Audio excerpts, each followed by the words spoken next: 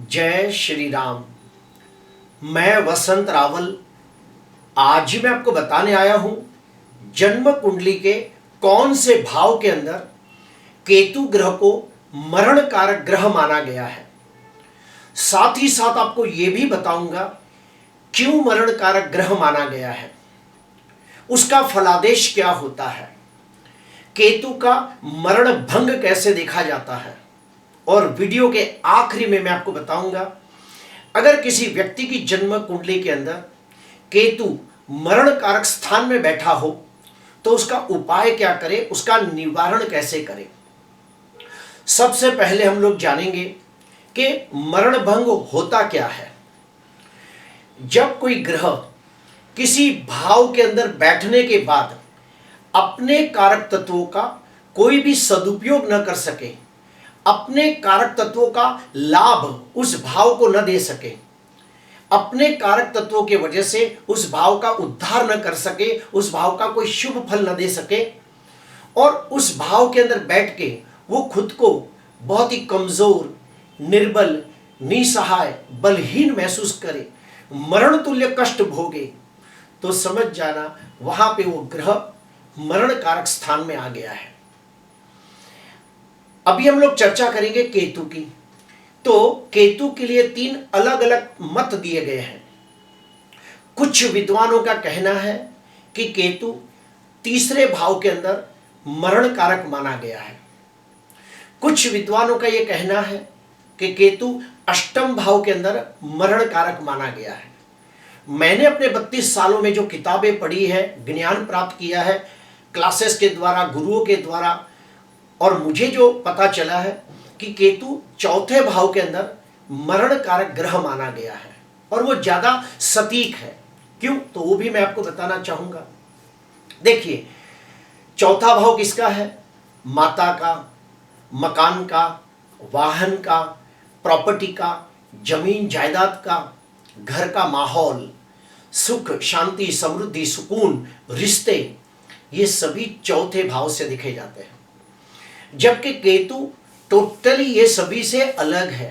केतु कौन है? साधु, संत, महात्मा, योगी पुरुष, तपस्या करने वाला और रिश्तों को अलग करने वाला, रिश्तों से डिटैच करने वाला, यह है केतु।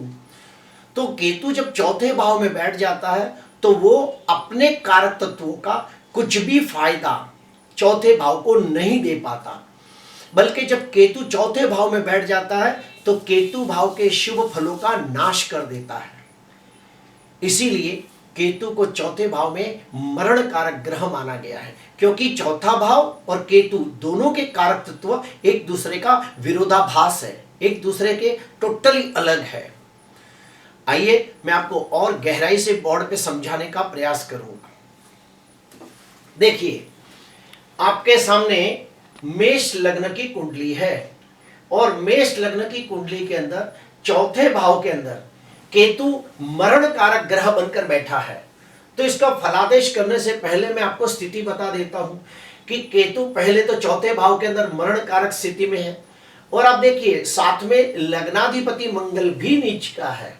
तो यहां पे मंगल केतु का अंगारक योग बना। इसके अलावा देखो, केतु जिस भाव में बैठा है उस भाव में राशि कौन सी है? कर्क राशि है। तो कर्क राशि का स्वामी कौन है? चंद्र, वो भी अष्टम भाव में निच्चिका होकर पड़ा है। तो यहां 3 माइनस पॉइंट हो गए। पहले तो केतु चौथे भाव के अंदर मरण कारक है, लग्नाधिपति मंगल निच्चिकाओं के केतु के साथ अंगारक योग बना रहा है। उसके बाद चतुर्थाधिपति चंद्र भी निच्चिका है।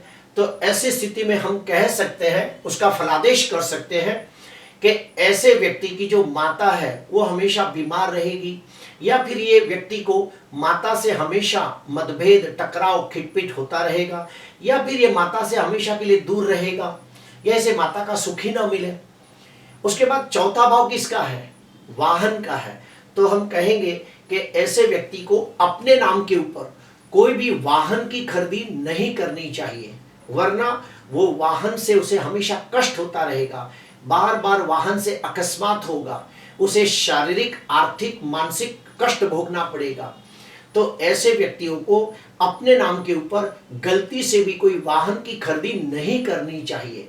और अगर अपने नाम पे कोई वाहन की खरीदी करता है तो उसे बार बार वाहन अकस्मात के योग बनेंगे, वाहन के वजह से कायदा कानून कोर्ट कचहरी तक जाना पड़ सकता है और हाथ पांव भी टूट सकते हैं। तो इस प्रकार से फलादेश किया जाता है।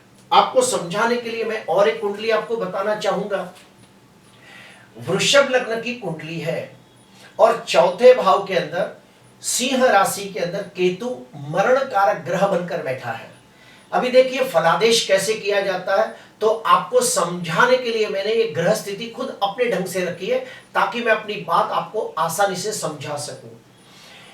केतु चौथे भाव के अंदर मरण कारक है, लेकिन साथ में कौन बैठा है? शनि बैठा है। तो शनि केतु की युति हो रही है श्रापित योग, और यहां पे शनि शत्रु राशि का होकर बैठा है, तो ये श्रापित योग अशुभ फल देगा। उसके बाद और एक स्टेप अंदर जाइए। चतुर्थाधिपति सूर्य भी देखिए छठवें भाव के अंदर नीच का होकर बैठा है, और वृषभ लग्न के अंदर मंगल मारक का काम करता है, और ये मारक की चौथी दृष्टि केतु पर पड़ रही है, तो यहां अंगारक योग बना। कितने सारे खराब पॉइंट बन गए। पहला, केतु चौथे भाव के अंदर मरण कारक स्थिति में है, एक, उसके साथ शत्रु राशि का शनि युति करके श्रापित योग बना रहा है, दो, चतुर्थाधिपति सूर्य नीचकाओं के छठवें भाव में पड़ा है, तीन, और वृषभ लग्न का मारक मंगल अपनी चौथी दृष्टि से केतु को देख रहा है, जिससे बन रहा है अंगारक योग। तो यहाँ पे चौथे भाव से मिलने वाला जितना भी फल है उस पूरी तरह से नेगेटिव हो जाएगा। हम कह सकते हैं कि ऐसे व्यक्ति को माता के सुख में कमी आएगी, माता से मतभेद होगा, टकराव होगा, खिटपिट होगा, माता से दूर रहने के योग बनेंगे, या फिर माता के साथ हमेशा लड़ाई झगड़े चलते रहेंगे। ये व्यक्ति को अपने नाम पे कोई वाहन की खरीदी नहीं करनी चाहिए, वरना वाहन से कष्ट हो सकता है, बार बार एक्सीडेंट हो सकता है, हाथ पांव फ्रैक्चर हो सकते हैं, वो वाहन की वजह से अपनी खुद की जान खतरे में डाल सकता है या किसी और की जान ले लेगा। तो ये सब प्रेडिक्शन किया जाता है। फिर चौथा भाव किसका है? जमीन जायदाद का है, प्रॉपर्टी का है। तो हम कहेंगे कि ये व्यक्ति को अपने नाम के ऊपर कोई भी दुकान, मकान, उसके बाद जमीन जायदाद, खेती, प्रॉपर्टी, फार्म हाउस अपने नाम पे नहीं खरीदी करना चाहिए, वरना वो प्रॉपर्टी का उसे जो लाभ होना चाहिए वो नहीं होगा, वो डेट इन्वेस्टमेंट हो जाएगा, या फिर वो जमीन खरीदने के बाद वो दुकान, मकान, खेत या फिर फार्म हाउस जमीन खरीदने के बाद उसे बहुत तंगी आ जाएगी, आर्थिक दृष्टि से वो पायमाल हो जाएगा और मानसिक दृष्टि से भी वो पीड़ित हो जाएगा। तो हम कहेंगे कि चौथे भाव के अंदर केतु मरण कारक स्थिति में है और उसके अंदर शनि भी इन्वॉल्व हो गया है, मंगल भी इन्वॉल्व हो गया है, तो बहुत ज्यादा खराब फल देगा।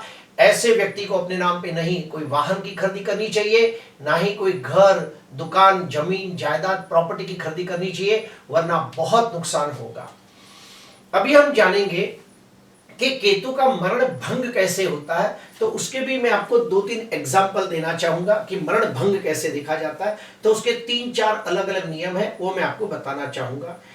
इस कुंडली के अंदर केतु का मरण भंग दिखाने के मैंने 2 नियम बताए हैं, वो मैं आपको बताता हूं। देखिए, केतु चौथे भाव के अंदर मरण कारक स्थिति में है, तो पहला नियम ये कहता है कि केतु जिस राशि में बैठा हो, अगर उस राशि का स्वामी अगर स्वगृही हो, मित्र क्षेत्री हो, उच्च का हो, तो यहां पे केतु का मरण भंग हो जाता है। ये पहला नियम है। दूसरा नियम ये कहता है कि केतु जिस राशि के अंदर मरण भंग हो रहा हो, उस राशि का स्वामी अगर उस राशि को देखता हो तो भी मरण भंग हो जाता है। तो वो कैसे होगा? मान लो मंगल यहां बैठा हो तो अपनी 8वीं दृष्टि से यहां देखेगा, मंगल यहां बैठा हो तो अपनी 7वीं दृष्टि से देखेगा, मंगल यहां बैठा हो तो अपनी 4थी दृष्टि से देखेगा। तो अगर चतुर्थाधिपति मंगल अपनी 8वीं दृष्टि से, 7वीं दृष्टि से, 4थी दृष्टि से अगर स्वराशि को देखता हो तो भी केतु का मरण भंग होगा। तीसरा नियम, कुंडली में कहा गया है कि नवग्रहों के अंदर सबसे ज्यादा शुभ ग्रह, नैसर्गिक दृष्टि से सबसे ज्यादा शुभ ग्रह है गुरु। अगर इस केतु के ऊपर गुरु की 5वीं दृष्टि, 7वीं दृष्टि या फिर 9वीं दृष्टि पड़ती हो तो भी केतु का मरण भंग होगा। तो यहां पे हमने 3 नियम को जाना।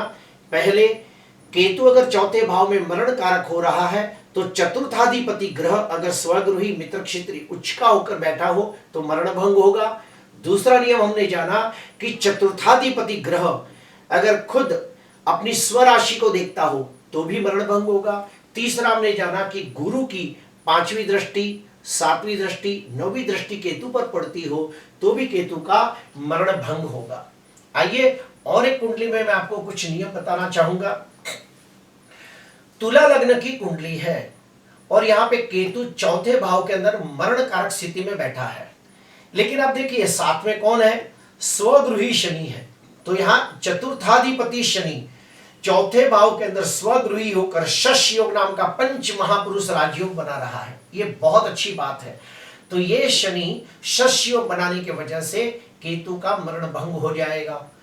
दूसरा नियम, अगर इसके ऊपर, इस केतु के ऊपर गुरु की 5वीं दृष्टि, 7वीं दृष्टि या 9वीं दृष्टि पड़ती हो तो भी केतु का मरण भंग हो जाएगा। तीसरा नियम, अगर ये केतु दो शुभ ग्रहों के बीच में आ गया हो, हम लोग इसे कहते हैं शुभ कर्तरी योग।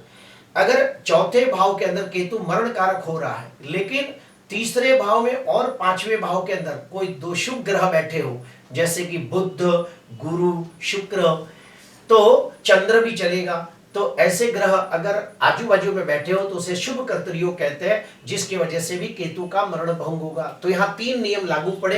पहला नियम कि केतु शुभ कर्तरी योग में आ गया है। दूसरा, चतुर्थाधिपति स्वगृही होकर शश योग बना रहा है। तीसरा, गुरु की अगर जो 5वीं, 7वीं या 9वीं दृष्टि पड़ती हो तो मरण भंग होगा। तो ऐसी स्थिति में हम कहेंगे कि जब भी केतु की महादशा, अंतरदशा, प्रत्युंतर दशा, सूक्ष्म दशा आएगी तो ये केतु अपना अशुभ फल 90% नहीं दे पाएगा, बल्कि यही केतु शुभ फल देने के लिए बाध्य हो जाएगा। क्यों? क्योंकि ज्योतिष शास्त्र में कहा गया है कि जो केतु ग्रह है ये गुरु का चेला है, यानी कि ये आचार्य और ये चेला, फिर से कहूंगा, ये गुरुजी और ये उनका चेला। तो अगर गुरु की दृष्टि केतु के ऊपर पड़ती हो तो केतु का अशुभ फल नाश हो जाता है, बल्कि ये केतु शुभ फल देने के लिए बाध्य हो जाता है, क्योंकि वो अपने गुरु के सामने कुछ नहीं कर सकता। केतु गुरु के सामने नतमस्तक हो जाता है। आगे बढ़ते हैं और आपको मैं कुंडली दिखाना चाहूंगा कि जिसमें मैं आपको बताना चाहूंगा कि केतु का मरण भंग कैसे होता है। तो यहां भी आपको मैं दिखाऊंगा। धनु लग्न की कुंडली है, चौथे भाव के अंदर केतु मरण कारक स्थिति में बैठा है, लेकिन आप यहां पे देखिए गुरु स्वगृही होकर हंस योग नाम का पंच महापुरुष राजयोग बना रहा है। तो ये बहुत बड़ी बात है। थोड़ी देर पहले ही मैंने कहा था कि केतु है चेला और गुरु है आचार्य, ये है गुरुजी, ये उनका चेला।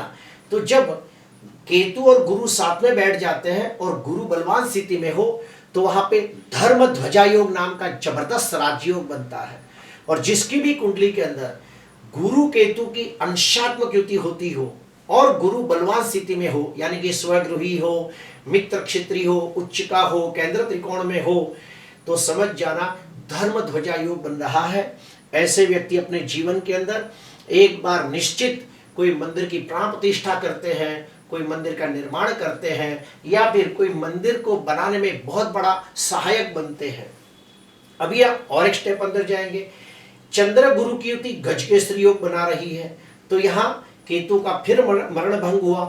पहले तो गुरु के वजह से केतु का मरण भंग हुआ, फिर गजकेसरी योग बन रहा है तो फिर केतु का मरण भंग हुआ। चौथे भाव के अंदर शुक्र भी उच्च का होकर बैठा है, तो यहाँ मालव योग नाम का पंच महापुरुष राजयोग बन रहा है।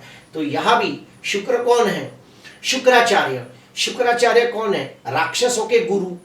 तो यहाँ पे भी केतु का मरण भंग हो रहा है। तो तीन तरह से मरण भंग हुआ। पहला कि गुरु साथ में है तो उसकी वजह से मरण भंग हुआ, गजकेसरी योग की वजह से मरण भंग हुआ, मालव योग की वजह से मरण भंग हुआ। तो ये केतु अपनी महादशा, अंतरदशा, प्रत्युंतर दशा के अंदर बिल्कुल खराब फल नहीं दे पाएगा, बल्कि शुभ फल देने के लिए बाध्य हो जाएगा। और आपको मैं एक नियम बताना चाहूंगा कि मेष लग्न की कुंडली है और चौथे भाव के अंदर केतु मरण कारक स्थिति में है, लेकिन साथ में उच्च का गुरु हंस योग बना रहा है और यहाँ पे उच्चका गुरु के साथ जब केतु बैठ जाता है तो धर्म ध्वजा योग बनता है।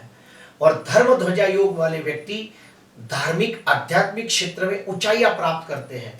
ऐसे व्यक्ति जीवन के अंदर कुछ ऐसा काम कर जाते हैं जो हर कोई नहीं कर पाता। ये लोग अपने अच्छे कर्मों की वजह से मरने के बाद भी ख्याति प्राप्त करते हैं।